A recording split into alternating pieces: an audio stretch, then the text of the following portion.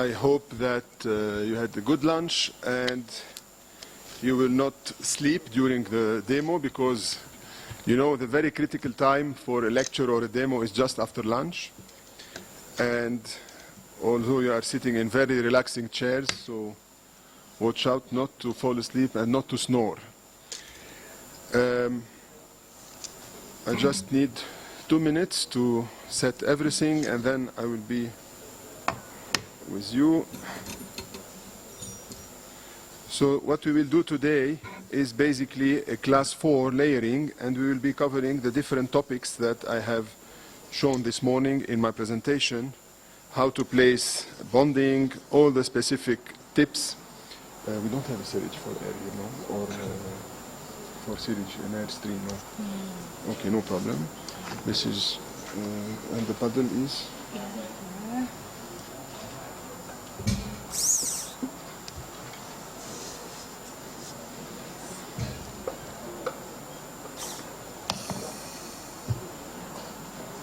This is the blue, great, the bonding, the exafast. So, we will consider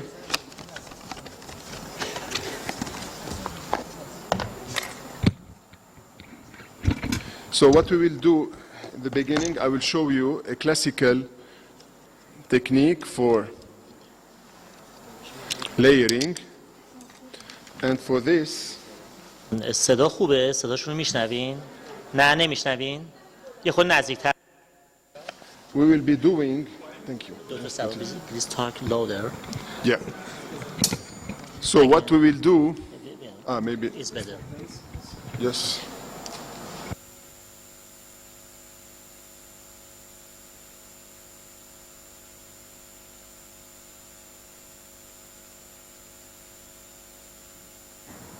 Hello. Yes. Much better, thank you. So what I'm doing right now, I'm preparing for the class 4. So we have 2 types of teeth. So in order to save time, I will not prepare the cavity right now. I have a tooth with a cavity that is prepared. This is the situation where we consider that we have 2 ideal shape for the 2 anterior teeth that we have here. Otherwise, I told you this morning, first option is to do it freehand. Second option is to take a silicone key, as I will do right now for those 2 teeth.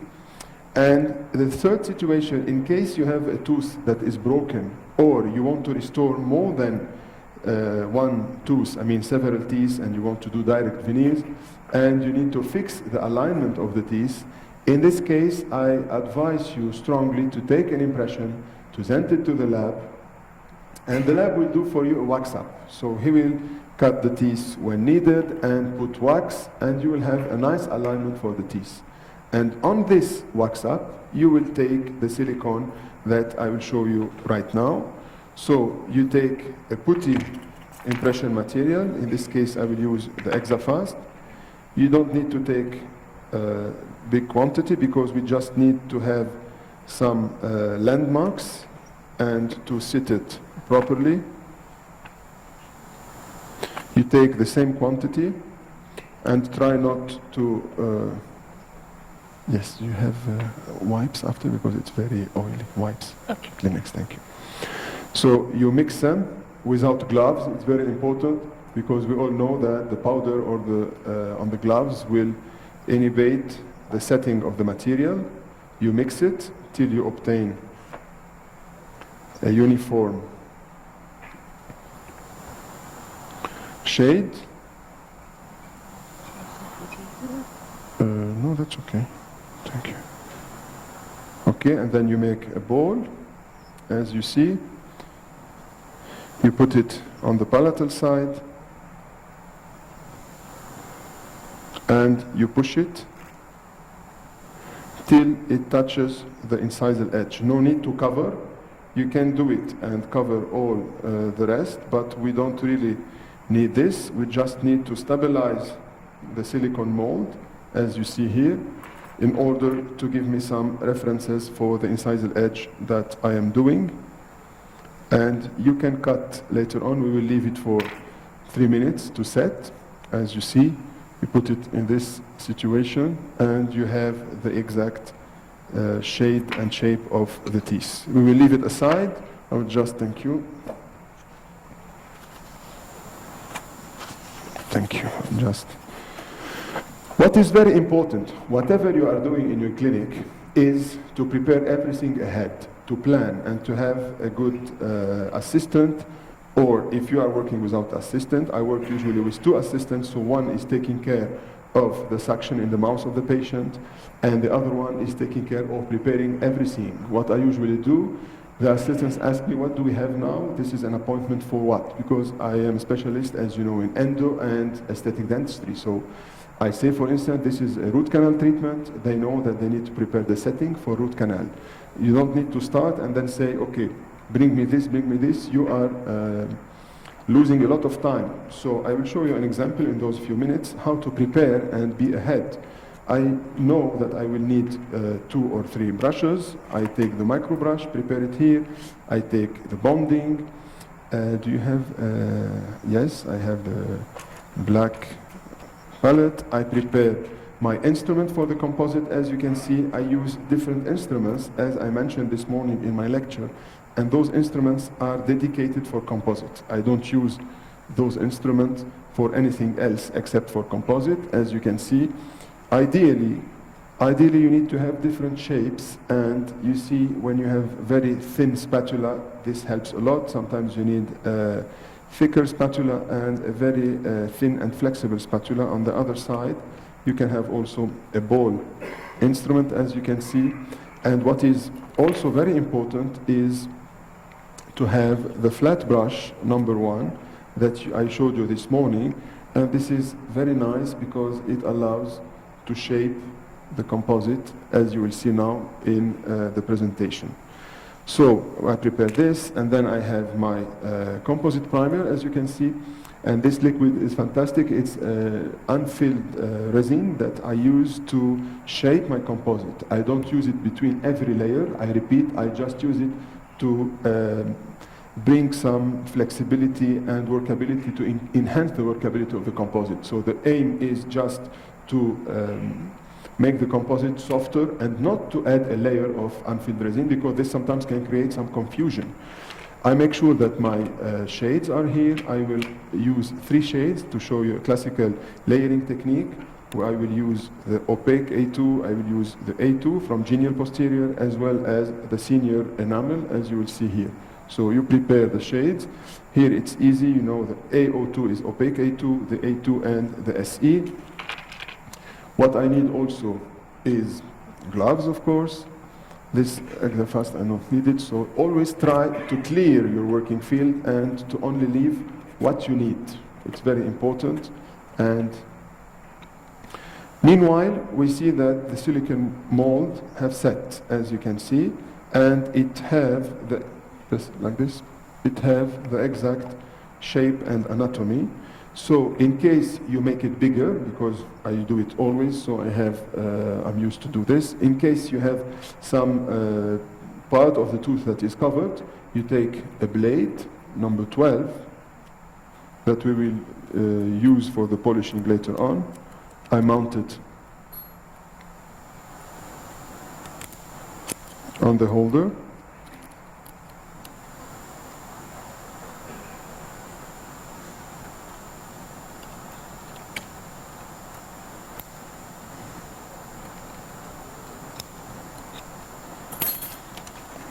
And what you can do is to cut. You see, we will cut the excess because it will be difficult to seat all this part in the mouth of the patient. Anyway, you will be using this only for a few minutes just to check the incisal edge, as you can see. And you see that the positioning of the silicone key is very important. If you feel that you have a part here that is a little bit overhanging, so you can cut it. Okay. Just to make sure that you have the exact situation. I'll show you an example. You can take it like this, and you cut it just at the border. Well, you make sure that the seating is okay. What I will do now, I will replace the tooth, because I told you that we have a pre-prepared tooth in order not to lose time.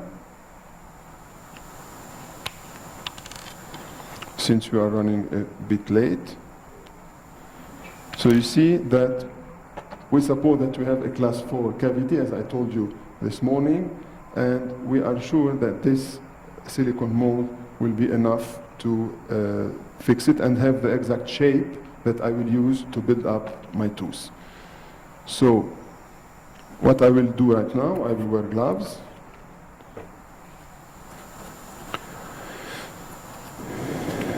And we will prepare for the bonding. Usually, as I told you this morning, I like when I have enamel, if like when I'm bonding veneers, for instance, like when I'm doing a class 4 restoration, I like to put some phosphoric acid. But here, for practical reason, we don't have spray, we don't have water, and we don't want to contaminate all the area. So what we will do is to consider that we did the etching step, as you see. And another thing that you can do to protect the etching, the adjacent tooth, as I will show you, is to cut a very thin piece of Teflon.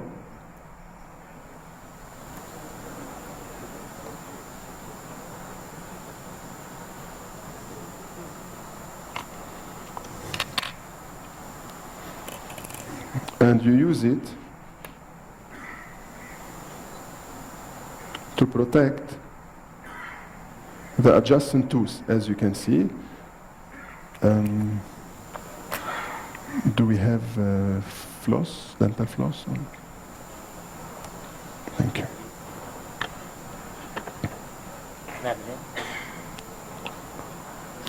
What I will show you now, it's a small trick, because if you look carefully, you see here that we still have, merci, that we still have, when you look carefully here, you see that this piece of Teflon is getting thick between the interproximal space. So what we will do, we will take floss, dental floss, and very gently we will push this Teflon inside the interproximal contact and the sulcus, and we will make sure that the Teflon is seating properly, covering the tooth and not interfering with the interproximal space. And then you take the silicone key and you make sure that it's sitting properly where it was. Okay? So just a few words about the bevel. As you can see, we will do, the bevel is made, but however I will show you if I have a burr. I think I saw some burrs. Yeah, the burrs are here, it's great.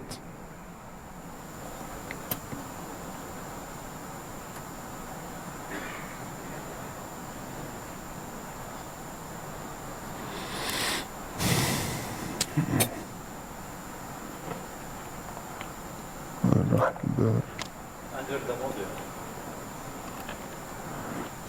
Shalayun. Thank you, Muhammad, for your help on distance. So now I take the flame burr, as you see, and we will do a bevel. As I mentioned this morning, the bevel is wide and irregular, and what is very important is to make the bevel from all parts of the cavities. You do it from the incisal edge till the part that you have here, and you do it irregularly. Then we dry it with some air. If we have here some water, this is lovely, just to clean. No water better, so we don't have problem.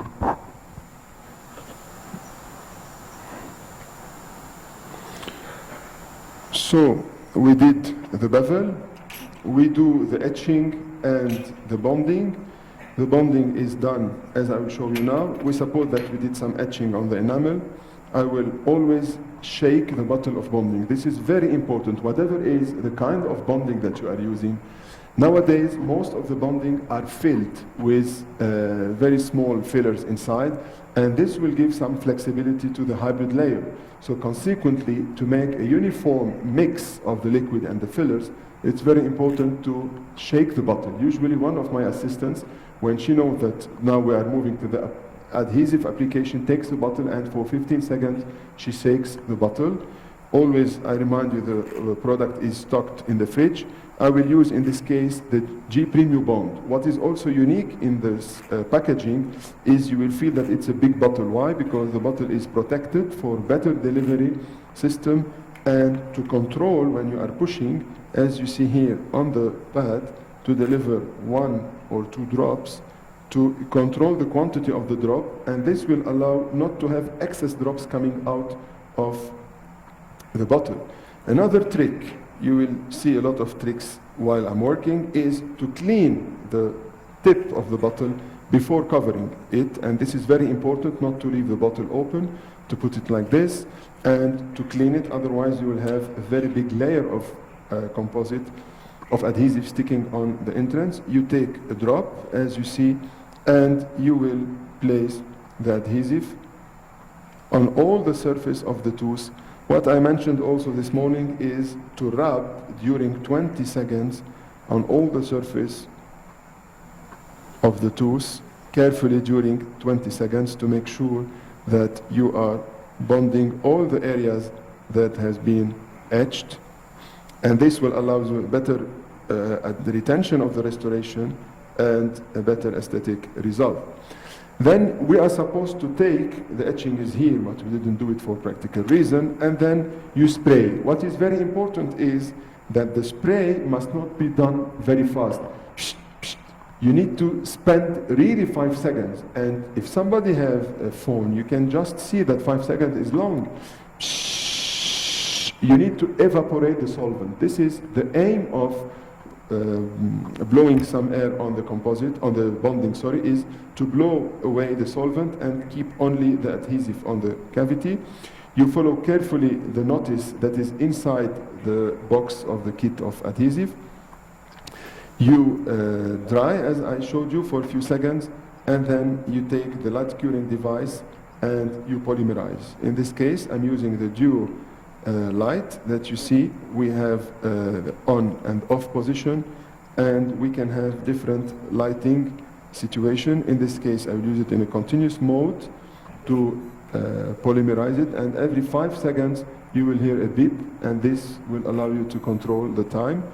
I do 10 seconds from the buccal side, and I like to do 10 seconds from the palatal side. You will see for the composite, I will go more, and I will do 20 seconds. Even if you feel and you read that some manufacturer and some companies advise to polymerize for 5 seconds or 10 seconds, a lot of study, we have conducted some study that showed that we need 20 seconds to polymerize properly the composite and avoid having discoloration, micro leakage, and to ensure a proper longevity of the restoration. If you calculate the number of layers, 4 or 5 by 10 seconds, it's all a matter of 1 minute or 1 minute 0.5 for a whole restoration. So it's not really a big issue. If you start to say, now I'm saving 10 seconds here, 10 seconds here, I don't think really it's a big matter. So after polymerizing the adhesive, the restoration is ready for composite placement. I make sure that my silicone index and mold is well positioned. If we can have some zooming, please. And now I will prepare the composite and show you how we will prepare. We have the trash? Or, okay. No, a bit here. I take first the senior enamel. I will put a small layer of composite.